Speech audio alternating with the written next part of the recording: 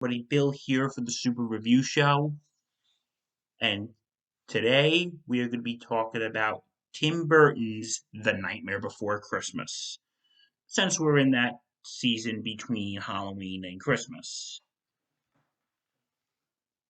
Made in 1993, based off of the short story slash poem by Tim Burton of the same name, Nightmare Before Christmas tells the story of Jack Skellington, who is the Pumpkin King of Halloween, who feels just bored and one day wanders off into the woods, finds all these doors, one shaped like a Christmas tree, and stumbles into Christmas Town. He absolutely falls in love with it, and then he obsesses over it, and then he comes up with a solution that Christmas will be his this year, and he will be Santa Claus.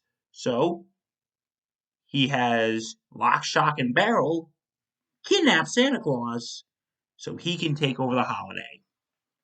Okay, as you can see, the story is very simple. But once you think about it, that's where its charm is. It's a very simple story. And we've all been there before. Life just feels monotonous sometimes. We want something different. We do feel like Jack. And I really like this story. I really do. I like the animation. This is stop motion. This was right before films like Pix story films like Toy Story and studios like Pixar were doing it. It's pretty impressive. Now let's talk about the characters. Jack, who is voiced by Chris Sarandon for his speaking voice, and Danny Elfman for his singing voice, is amazing. He's just an interesting character. We can we can all be relatable, and he's very relatable, and he's very likable too, because we've all been there at one point. Like I said, we just want something different, and that's why I really do like Jack. Now, Jack's love interest, Sally, voiced by Catherine O'Hara, she just does a good job being that tortured soul that she is in love with Jack and she feels different from everyone else and she kind of feels like she's not the one. And their relationship is pretty cute, for a skeleton and a ragdoll. But what's so good about their relationship is Jack assigns Sally to do his Santa Claus outfit. She's reluctant at first, but once he says that he trusts her, he does it. No, she does it. And also throughout all this, Sally has a vision that Jack's Christmas is going to be an absolute disaster. And the rest of the cast, hold on, let me pull up this list for you. The rest of the cast is William Hickey as Dr. Finkelstein, who is the mad scientist, and William Hickey as Dr. Finkelstein, who is a mad scientist and is Sally's father. He's pretty fun. You have the antagonist himself, Oogie Boogie, voiced by Ken Page, who we'll talk about in a minute. But Oogie Boogie is this boogeyman who, spoiler alert, once Oogie's henchmen, Lock, Shock, and Barrel, throw Santa Claus down to the lair, he basically taunts him and tries to eat him. You have Glenn Shaddix, who is the voice of the mayor. He's a lot of fun. He's literally two-faced. One happy side, one sad side. It's actually pretty funny. You have Paul Rubens as Locke, who is, again, of Lock, Shock, and Barrel. And also, the other two are voiced by I said Paul Rubens, voiced by Catherine O'Hara and Danny Elfman.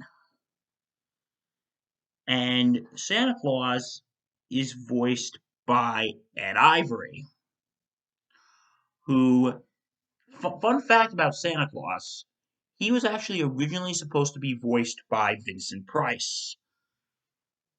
But around this time, Vincent Price was going through a lot with the passing of his wife, and at the time, he just wasn't really in the best of health. And if and he was called in to do some recordings, but unfortunately, the studio just thought he sounded too sad and too weak to be Santa, so he was then replaced by Ed Ivory. And and and Price actually passed away 4 days before the film was released. So that's the cast. They all put in such an effort and such a labor of love. And now let's talk about things that everybody talks about, the music. The songs here are absolutely timeless. This is Halloween. What's this? Kidnap the Sandy Claus. Making Christmas. Oogie Boogie song. The list goes on and on. The songs were actually composed by Danny Elfman, who has been Tim Burton's right-hand man when it comes to music. And fun fact, they actually wrote the songs before they actually wrote the script. Like, it went like this. Danny Elfman was like, okay, Tim, let's start writing the songs. And Tim's like, Danny, we don't even have a script yet. And then And then Danny Elfman goes, here's what we're going to do. Pretend you're talk to me like you're telling your nephew, because Tim Burton didn't have kids at the time. He does now, but he didn't have kids at the time. Pretend you're telling your nephew a bedtime story. Talk to me as if you're telling your nephew a bedtime story. Tell me what's happening. And that's what Tim Burton did. He just told Danny Elfman what was happening in the scenes, and Danny Elfman just wrote songs to it. There's an interesting fact to impress your friends with. So the music is really good. My favorites, I really like What's This? I really like Kidnap the Sandy Claus. I like Jack's Lament. I like Poor Jack, and I really like Oogie Boogie's song. Trust me, again, we're going to get to Oogie Boogie in a second, I promise. So I think the songs are absolutely great. Okay, now, no movie is exactly perfect. And this film I do have a few nitpicks. And here are my two ones. One, there's a scene when Lock, Shock, and Barrel go kidnap Santa Claus. When they go to kidnap Santa Claus, they come back the next day. They come back the next day with the Easter Bunny.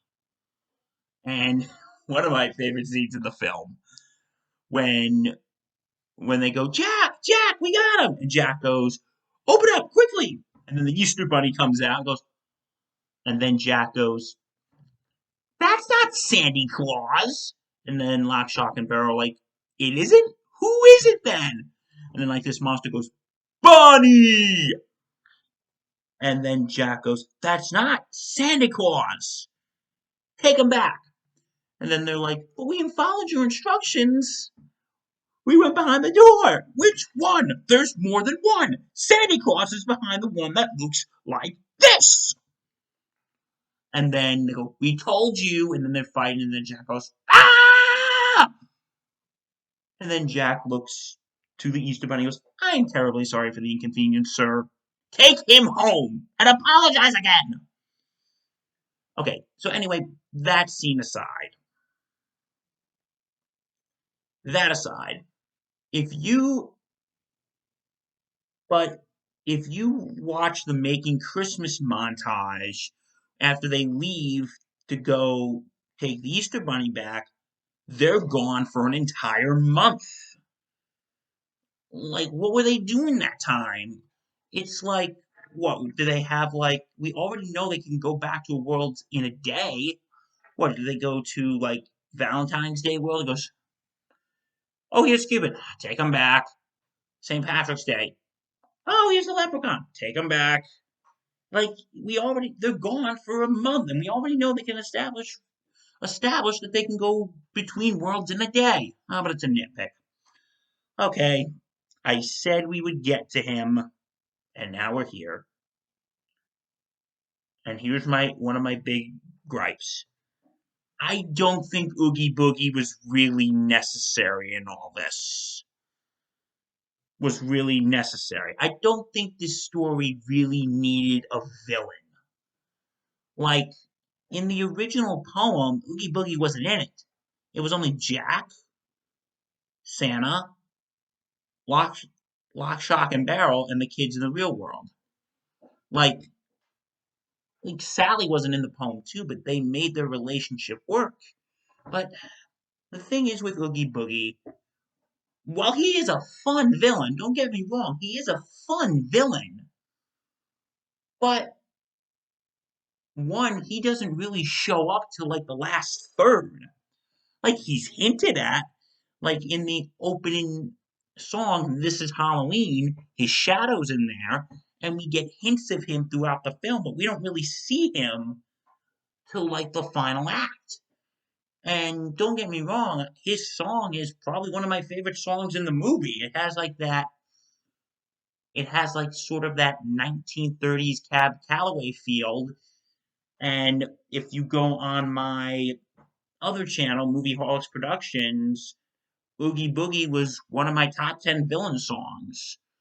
So, anyway, anyway, um, yeah, I just didn't really think this story needed a villain. And I know a lot of you love Oogie Boogie, but I really didn't feel like he was necessary. And and so and otherwise, what are his motivations? His motivations are revealed in two video in a video game sequel called Nightmare Before Christmas: The Pumpkin King, which was a prequel. But how many people play those games? Like, what are his motivations? What is the basis of his rivalry with Jack? You know, I do feel Oogie Boogie, again, while unnecessary, I think he is still fun now. He's still a fun villain, and his lair is absolutely awesome. Okay, now the big question. Is this a Halloween movie or is this a Christmas movie? Well, arguments can be made for both. One, the opening song is called This Is Halloween, which is played throughout the Halloween season, while even the Christmas themed songs are not really played throughout the Christmas seasons. And it takes place in Halloween Town, where a lot of the creatures are ghosts and goblins and witches and others and vampires, and it sort of does have that Halloween feel. And now here's the Christmas argument that it's a Christmas movie. The movie mainly takes place. Yeah, it starts on Halloween, but it mainly takes place during November and December. So I would say it takes place from like November 1st to like Christmas Eve. And again, if you watch the Making Christmas montage, and it starts at 35 days till Christmas, so that's roughly around November 20th. So it mainly takes place during that Christmas season in November and December. But now, here is an argument, and now here's an argument that would be the It's a Halloween movie crowd would make. Just because a movie takes place during Christmas does not necessarily mean it's a Christmas movie. And that argument is used to dispel when people say that Die Hard is a Christmas movie. Well, here's the thing. Okay, maybe sometimes. Okay, Die Hard is a whole nother discussion. Yeah, just because a movie takes place during Christmas does not necessarily mean it's a Christmas movie. But this movie doesn't just take place during Christmas, it's about Christmas. It's about Christmas. Tim Burton said he inspired this movie about that this movie was inspired by a lot of the stop motion Christmas specials that we watch every year, like Rudolph, The Grinch, and others. But yeah, it takes place during about Christmas. It tells it's Jack finding out about what Christmas is and sort of what the meaning is. So that's where it is the point that it is a Christmas movie. Now, what's my thought? Is it a Christmas movie or is it a Halloween movie? To me, and this is a bit of a cop out, I think it be embraced as both. I watch it every year during Halloween, and sometimes I watch it more during Halloween, but there are times I do watch it during Christmas because our society has even embraced it as as a Halloween and a Christmas movie.